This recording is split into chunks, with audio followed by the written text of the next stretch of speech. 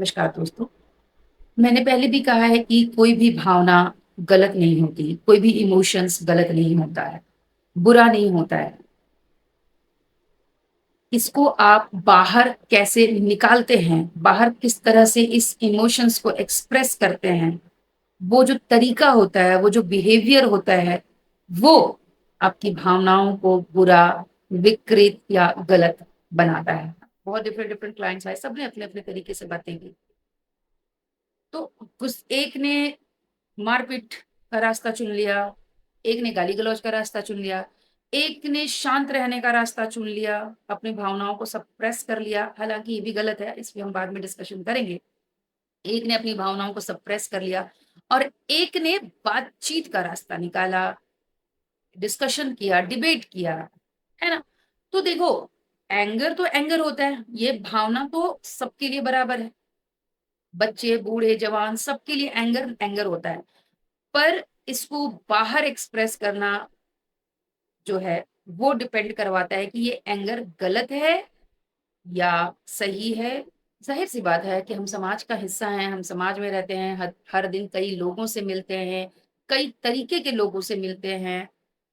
तो हम ये ज़रूरी भी नहीं है कि हर किसी की सोच हमारे अकॉर्डिंग हो या हर कोई मेरी तरह चले। तो जब इस तरह के माहौल में जब हमें सामंजस्य बिठाने की ज़रूरत पड़ती है, तो ये बहुत ज़्यादा ज़रूरी है कि हम अपनी भावनाओं को काबू में रखें। पर काबू में रखने से ज़्यादा अच्छा है कि उन भावनाओं को हम बाहर निकालें। कोई भी भावनाओं को सप्रेस कर देना, इससे ज़्यादा अच्छा है कि आप अपनी भावनाओं को बाहर व्यक्त कर दें। पर व्यक्त करने का जो तरीका है, जो बिहेवियर है, वो कैसा है? उस पे हमें काम करने की ज़रूरत है, हर इंसान को काम करने की ज़रूरत है। मैं एक दिन गुड़गाँव जा रही थी, तो मैंने रास्ते पे देखा कि एक स्विगी या ज़ोमैटो था, I am not sure, Swiggy या ज़ोमैटो का था, जो डिलीवरी बॉय था वो। तो गलती से उसने बीएमडब्ल्यू गाड़ी थी, उसमें हल्का-सा लग गया, तो कुछ हुआ नहीं, कुछ भी नहीं हुआ, ओके। बट वो आदमी बाहर निकल के उसको उसकी औकात दिला रहा था याद। उसको बता रहा था कि ये बीएमडब्ल्यू है और मेरी ये औकात है और तुम डिलीवरी बॉय हो और तुम्हारी ये औकात है। वो मारपीट वाले मोड पे वो आ गए थे। तो वहाँ लोगों ने फिर इंटरफेयर किया और मामला शांत किया। अब यहाँ पे देखो, चलो गाड़ी पे ठोकर लगना गुस्सा लाज़मी है ना? गाड़ी पे ठोकर लगी, महँगी गाड़ी थी, उस गाड़ी से उनके इमोशंस जुड़े थे, पैसे जुड़े थे, तो इमोशंस आना गुस्से का सही है। पर उसको बाहर निकालने का जो तरीका था वो निहायत ही घटिया था। तो ये चीज़ें आपको समझनी पड़ेंगी और हम इंसानों को भावनाओं को सप्रेस करने की ज़रूरत नहीं है, ठीक है? झूठ-मूठ का हमें खुश रहने की कि मैं खुश हूँ, मैं खुश हूँ, मैं खुश हूँ, ये कहने की ज़रूरत नहीं है। मैं हमेशा खुश रहता हूँ, मत इस तरह के अफ़र्मेशन खुद को झूठ तरीके से डालने की ज़रूरत नहीं है। हमें ये सोचने की ज़रूरत है कि अगर मैं दुखी हूँ, तो मैं किस लिए हूँ, किस भावना के कारण हूँ और उसको मैं बाहर कैसे व्यक्त करूँ। अगर किसी भी इमोशंस को बाहर व्यक्त करने का अगर हम तरीका सीख जाते हैं, तो कोई भी इमोशंस हमारे लिए गलत नहीं होगा। आप सेक्स की भावना को भी एग्ज़ाम्पल ले सकते हैं। इसे भी लोग बुरा कहते हैं। इसे भी लोग बड़ी हीन दृष्टि से देखते हैं और इसी के कारण ओशो की बहुत आलोचनाएँ भी हुई हैं और ओशो को एक सेक्स गुरु का लेवल भी दे दिया गया है। पर जब आप ओशो की किताब पढ़ोगे और उनकी बात को समझने की कोशिश करोगे ना, तो आपको पता चलेगा कि उनकी जो सोच है इस मैटर पे, वो अभी के सोच तो छोड़ दो, आने वाले 100 साल वाले सोच का लेवल रखती हैं और वो बात करते हैं उस लेवल की। तो सेक्स मानव, इंसान, स्त्री, पुरुष का, जानवर, सबका एक स्वाभाविक गुण है। आप इसको डिनाई नहीं कर सकते, आप इसको कंट्रोल नहीं कर सकते, इस एनर्जी को आप सप्रेस भी नहीं कर सकते। इस एनर्जी को आप कन्वर्ट कर सकते हैं दूसरे फॉर्म में। लेट्स से आपकी इच्छा हुई कि मुझे सेक्स करना है, आपकी आपकी बॉडी, आपके ब्रेन ने वो मैसेज भेजा, तो कुछ लोग ऐसे होते हैं जो ज़बरदस्ती करने लगते हैं अपनी पत्नी से, अपनी गर्लफ्रेंड से, गंदे तरीके से ज़ोर-ज़बरदस्ती करते हैं या फिर बहलाने-फुसलाने की कोशिश करते हैं।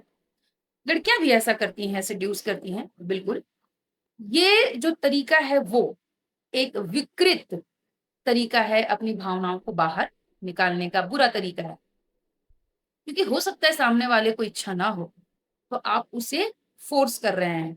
इमोशनल लेवल पर फ़ोर्स कर रहे हैं या फिर हक जताकर, अधिकार जताकर आप उसे फ़ोर्स कर रहे हैं। तो ये एक विकृत तरीके से आपने उस इमोशंस को बाहर निकालने की कोशिश की। पर वहीं दूसरी ओर अगर आपको ये भावना आए, तो क्यों ना आप बाहर निकल जाएँ, खेलने-कूदने के लिए, घूमने के लिए आप डीप ब्रीथिंग लेना शुरू करें, पानी पीना शुरू करें। यानी कि उस एनर्जी को दूसरी चीज़ों में डाइवर्ट करना आप शुरू कर दें। आप अपनी मनपसंद की चीज़ें आप करना शुरू कर दो, कुकिंग करना शुरू कर दो, बुक्स पढ़ना शुरू कर दो, बाहर टहलना शुरू कर दो। ऐसे बहुत सारी चीज़ें हैं हर इंसान के अंदर जो वो कर सकता है। तो आपकी एनर्जी और आपका ब्रेन कहाँ डाइवर्ट हो गया? दूसरी चीज़ों में, तो वो एनर्जी कन्वर्ट हो गई। बस इतनी सी बात है। और इससे बहुत बड़ा ये लॉजिक नहीं है, कोई साइंस नहीं है जिसको हम आम आदमी नहीं समझ पा रहे हैं या हमारे समझ के बाहर है। ऐसा बिल्कुल नहीं है, सब कुछ हमारी समझ के अंदर है। हम समझना नहीं चाह रहे हैं। हम एक्चुअली समझना भी इसलिए नहीं चाह रहे हैं क्योंकि हम उस पर गौर भी नहीं करते हैं कि ये भावनाएँ जो है वो आ क्यों रही है, इसका पर्पस क्या है और क्या इन भावनाओं को कंट्रोल किया जा सकता है? जो ये सारी सोच-समझ हम अपने अंदर लाना नहीं चाहते। ओशो ने एक बहुत अच्छी बात कही थी कि ध्यान क्या है? तो मन का ना होना ही ध्यान है।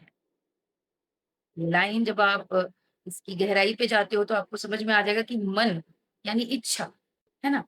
मन में ही भावनाएँ होती, इच्छाएँ होती, तो अगर ये मन ना रहे, तो इंसान हमेशा के लिए ध्यान में रह जाएगा। तो ख़ैर ये पॉसिबल तो नहीं है अभी फ़िलहाल एक आम लोगों के लिए कि वो अपने मन को साइड कर दें या मन की ना सुनें। पर ये ज़रूर पॉसिबल है हर इंसान के लिए कि वो किसी भी भावना को किसी दूसरे रूप में डाइवर्ट कर दे, किसी अलग तरीके से बाहर निकाले। और ये हमारी सूझ-बूझ और समझ का नतीजा है। इसमें भी कोई बहुत बड़ी रॉकेट साइंस वाली बात नहीं है या आपको बहुत बड़ा काम नहीं करना है। आपको बस कोई भी भावना जब आपके अंदर आए, चाहे गुस्से की भावना आए, चाहे सेक्स की भावना आए, चाहे उदासी की भावना आए, चाहे अकेलेपन की भावना आए, आपको बस 10 से 15 बार डीप ब्रीथिंग लेनी है। जब आप डीप ब्रीथ लेते हो ना, तो आपका जो ब्रेन है, वो थोड़ी देर के लिए शांत महसूस करता है। आपकी बॉडी में जो हार्मोन्स या जो भी चेंजेज़ होने लगते हैं ना, वो थोड़ा शांत हो जाता है और आपको सोचने का मौका मिलना शुरू हो जाता है। फिर आप पानी पियो या कुछ मन करे तो खा लो। इस तरीके से आपको थोड़ा बफर टाइम मिलता है अपनी भावनाओं को, अपने इमोशंस के बारे में सोचने का और फिर शांति से आप उस पे एनालाइज़ कर सकते हो, कि ऐसा क्यों हुआ या इस तरह क्यों आया? या फिर आप इसको किसी सामने वाले के साथ शेयर कर सकते हो कि मुझे इस तरह की फीलिंग्स है और इसको मैं कैसे डाइवर्ट करूँ या मैं क्या करूँ? इस तरह का जब आप प्रैक्टिस करोगे, इस तरह जब अभ्यास करोगे आप, तब आप देखोगे कि कोई भी भावना आपके लिए एक ये चुटकी का खेल होगा। आपके लिए वो कहीं से भी परेशानी भरा या फिर कहीं से भी दुःख भरा नहीं होगा। हम जब पैदा होते हैं ना, तो हमारे साथ इमोशंस आते हैं, तो हम डिनाई नहीं कर सकते, ठीक है? हमें सारी भावनाओं को एक्सेप्ट करना पड़ेगा क्योंकि ये प्रकृति ने हमें दिया है। तो एक्सेप्टेंस सबसे बड़ी चीज़ है कि एक्सेप्ट करना किसी भी चीज़ को। गलत, सही बाद में डिसाइड होगा। पहले एक्सेप्ट करना सीखिए, अपनी फीलिंग्स को, अपनी भावनाओं को, उसके बाद उस पे वर्क यानी कि उस पे विचार कीजिए। कि ये क्यों हुआ, ये भावनाएँ क्यों आई, मैं इतना गुस्सा क्यों हुआ? आखिर उसने इतना बड़ा काम किया या उसने किस तरह का कांड किया? आपको धीरे-धीरे, धीरे-धीरे आपका जो गुस्सा है या फिर आपका जो टेम्पर है ना? वो धीरे-धीरे ऑटोमैटिक शांत होने लगेगा। ये 2-4 बातें मैं फिर से रिपीट कर रही हूँ कि जब भी गुस्सा आए आप बहुत डीप ब्रीथिंग लें, 5 से 10 बार लें, 15 बार लें, ठंडा पानी पिएँ, बाहर निकल कर टहलना शुरू कर दें। थोड़ा-सा अकेले खुद के साथ समय बिताना शुरू कर दें। इन चीज़ों को करने के बाद आप उस भावना पर ज़रूर विचार करें। या शायद ऐसा भी हो सकता है कि वो भावना तब तक छूमंतर हो जाए। आपको विचार करने की भी ज़रूरत ना पड़े, आपको सोचने की भी ज़रूरत ना पड़े, ऐसा भी होता है। क्योंकि बहुत बार अननेसेसरी थॉट्स, अननेसेसरी फीलिंग्स हमारे पास आ जाती है, जिसका कोई औचित्य नहीं होता, जिसका कोई मतलब नहीं होता है। एक चीज़ और मैं कहना चाहूँगी कि लोग कहते हैं ना कि मेरा यही तरीका है गुस्सा निकालने का, तो देखो, तरीका किसी का भी परमानेंट नहीं होता है। ये डिपेंड करता है कि हमारी अपब्रिंगिंग कैसे हुई है। हमने क्या देखा है, हमने जब हम बड़े हो रहे थे, तो जब सामने वाला गुस्सा करता था, हमारे पेरेंट्स गुस्सा करते थे, तो वो किस तरह से बाहर गुस्से को डिलीवर करते थे। वो हम देखते-देखते बड़े हुए हैं और वो हमारे सबकॉन्शियस माइंड में वो बैठ गया है। तो हम उसी तरह से रिएक्ट करते हैं। ठीक है? वो एक प्रोग्रामिंग है, वो परमानेंट नहीं है, वो एक प्रोग्रामिंग है बचपन से की गई, क्योंकि हमने अपने बड़ों को देखा कि वो इस तरह से गुस्सा बाहर निकालते हैं। कुछ लोग अपने गुस्से को बहुत शांत तरीके से निकालते हैं, क्योंकि उनके घर में शायद गुस्से को इसी तरीके से डील करना सिखाया गया होगा। तो वो उनके सबकॉन्शियस माइंड में इस तरह की बातें बैठ गई। जब ये प्रोग्रामिंग फिक्स है ही नहीं, है ना? जब ये तो इससे हमें साफ पता चलता है कि ये हमारे अपब्रिंगिंग का हिस्सा है, ठीक है? ये हमारे पालन-पोषण का हिस्सा है।